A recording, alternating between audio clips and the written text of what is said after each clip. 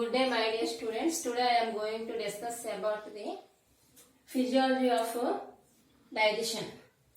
Food is the basic requirement of all living organisms and it provides growth, development and cell repair. Water we drink plays an important role in the metabolic activities and also it prevents the dehydration. And water, vitamins, minerals are easily absorbed into the organism's body. But the large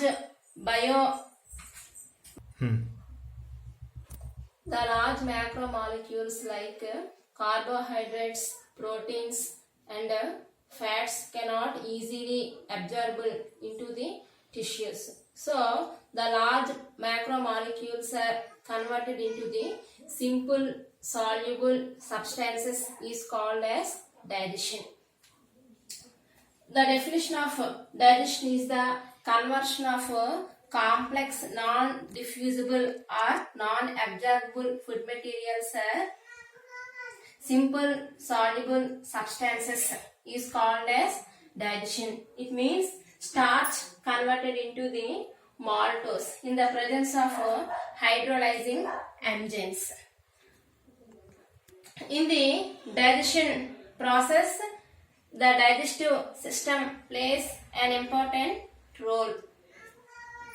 Physiology of digestion. Digestion in the buccal cavity and digestion in the stomach and digestion in small intestine. First, we discuss about the digestion in the buccal cavity. Buccal cavity is nothing but oral cavity. The cavity present in the mouth is called as buccal cavity. Mouth is useful for the ingestion of food materials. Ingestion means intaking of food materials. And buccal cavity performs two variety functions. One is the mastication, another one is the swallowing.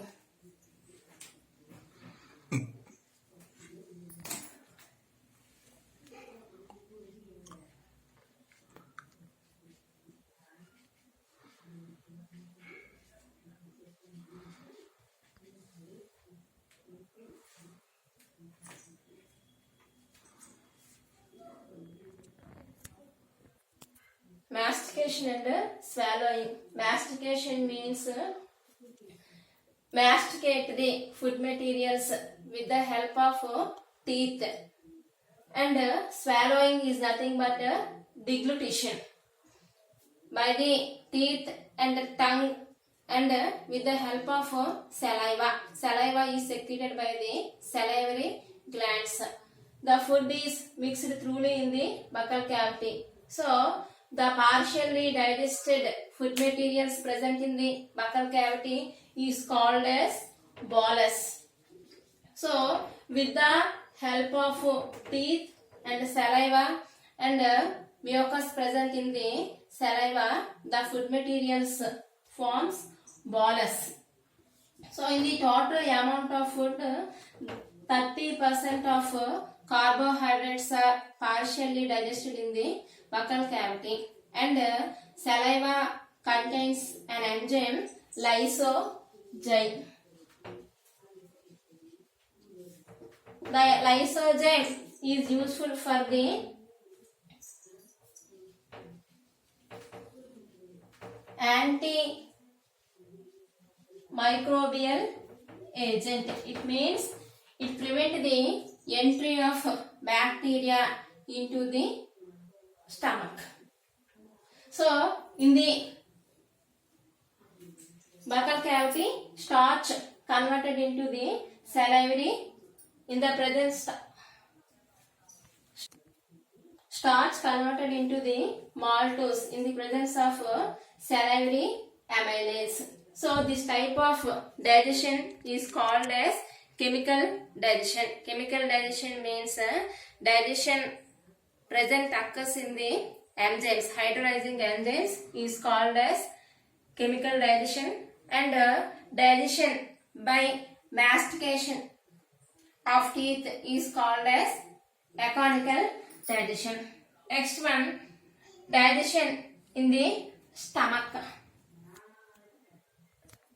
Stomach stores the food for 4 to 5 hours and secretes the gastric juice. Gastric glands present in the stomach secretes the gastric juice. The gastric juice contains the enzymes prorenin and pepsinogen and HCl. HCl is useful for it activates the enzymes and also it kills the bacteria present in the food materials. And prorenin and pepsinogen are the inactive forms of enzymes. In the presence of HCl, prorenin and pepsinogen are converted into the renin and pepsin. Renin is the proteolytic enzyme found in the stomach of infants. It is inactive in adults. And pepsinogen is the proteolytic enzyme. So, in the presence of HCl, the prorenin and pepsinogen are converted into the renin and pepsin. Renin works on the milk protein casein. Casein is the milk protein present in the infants. In the presence of calcium ions and renin, casein converted into the calcium para-caseinate. And calcium para-caseinate converted into the peptones in the presence of pepsin. And proteins are converted into the proteases and peptones in the presence of pepsin. So, the partially acidic fluid food present in the stomach is called as chyme.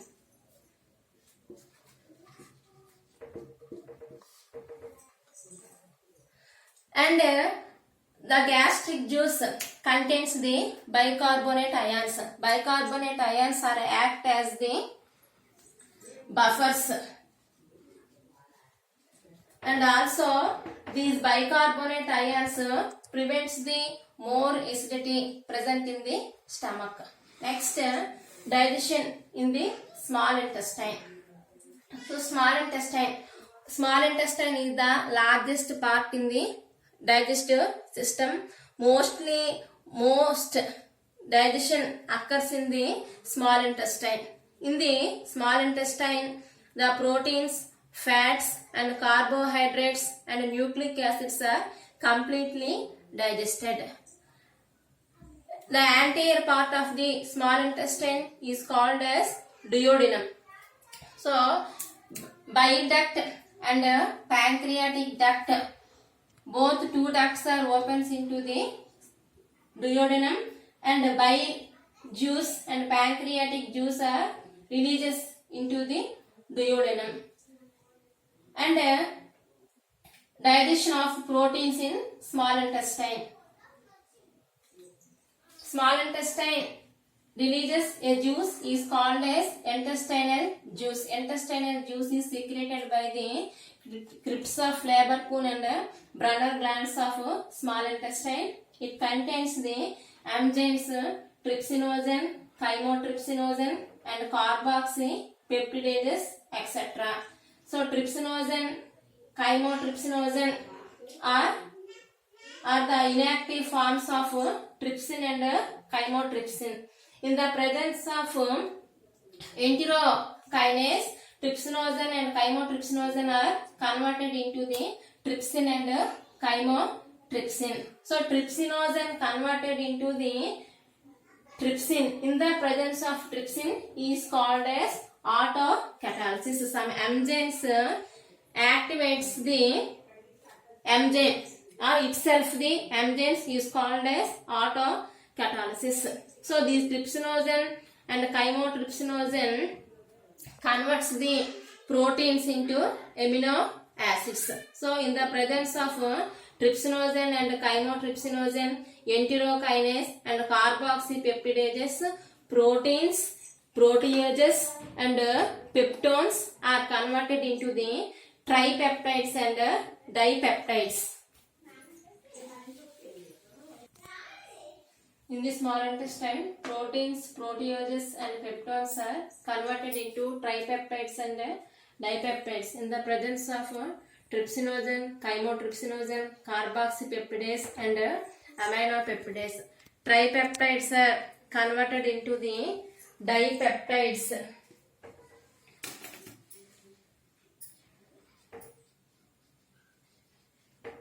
And amino acids in the presence of tripeptidases. And dipeptides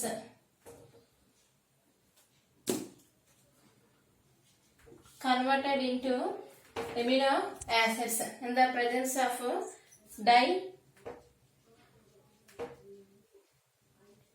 dipeptidases. Finally, in the small intestine, proteins are converted into the amino acids.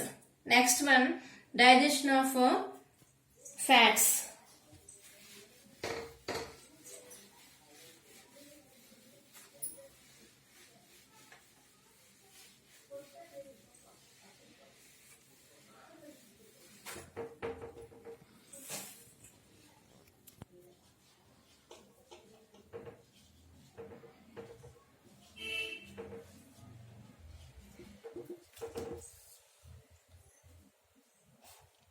Digestion of fats in the presence of pancreatic lipase. Pancreatic lipase is also called steopsin and lipase. Fats are converted into the fatty acids and glycerol. First, bile salts. Bile juice released by the liver. In the presence of bile juice, fats are converted into the emulsified fats. Emulsified fats means large fat molecules are converted into the simple fat molecules is called as micelles.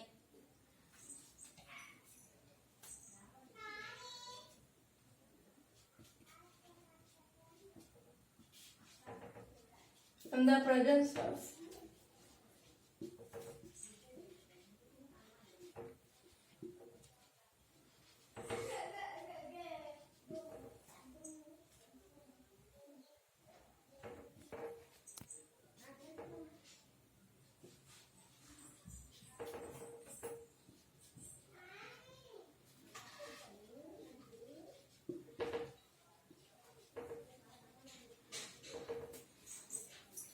fats, in the presence of bile salts, fats are converted into the emulsified fats. These are called as micelles.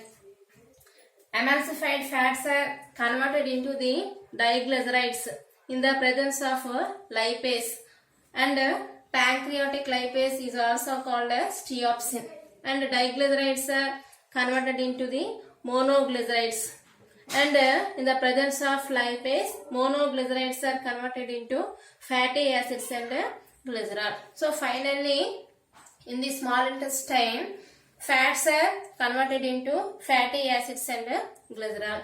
Next, digestion of carbohydrates.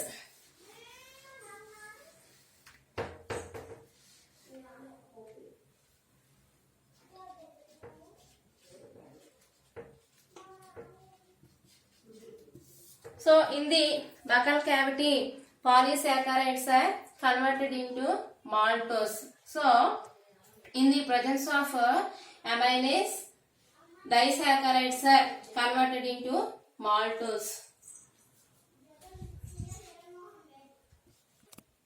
In the presence of pancreatic amylase, carbohydrates are converted into disaccharides. In the presence of disaccharidases, disaccharides are converted into monosaccharides. So, in the presence of amylase, carbohydrates are converted into maltose, sucrose and lactose.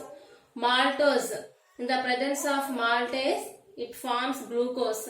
In the presence of sucrase, sucrase converted into glucose and fructose, and lactose converted into glucose and galactose. fructose is the fruit sugar. It is present in the beetroot, honey, etc. So finally in the small intestine, polysaccharides are converted into the monosaccharides like glucose, fructose, galactose, lactose, etc. And last one, digestion of nucleic acids.